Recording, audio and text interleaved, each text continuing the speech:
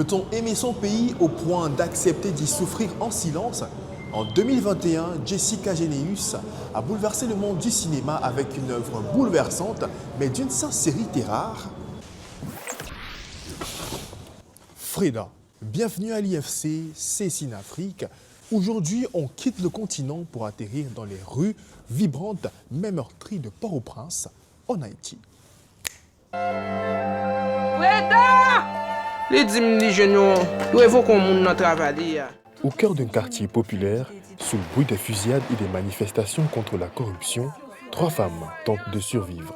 Il y a la mère, Jeannette, désarmée et cynique, sa sœur Esther, qui utilise sa beauté pour séduire des hommes riches, et son frère Moïse, poussé à l'exil vers le Brésil. Et au milieu de ce cyclone, il y a Freda. Hantée par un lourd secret d'enfance, porté par ses études en anthropologie, elle fait face au dilemme ultime de toute une génération. Faut-il fuir ce navire en détresse ou rester pour se battre et croire en l'avenir de sa terre? Pourquoi ce film est un choc? Parce que c'est un manifeste féministe d'une puissance absolue. Jessica Généus brise le silence et impose un regard 100% féminin sur une société haïtienne patriarcale et raciste où la couleur de la peau dicte encore trop souvent le destin. Ici, pas de faux semblants, la caméra filme la réalité à hauteur de femme, transformant la douleur quotidienne en un acte de résistance pure, sublimé par la dignité de ses héroïnes.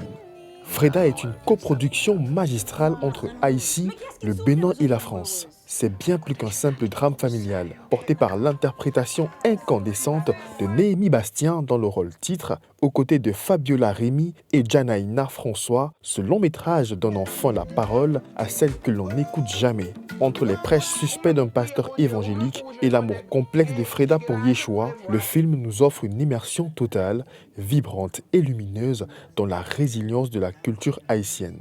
Alors selon vous, face à la crise, le véritable courage est-il de partir pour sauver les siens ou de rester pour reconstruire son pays? Dites-nous en commentaire si vous avez déjà vu ces chefs-d'œuvre. C'était Cinafrique, gardez les yeux ouverts sur le monde. Salut!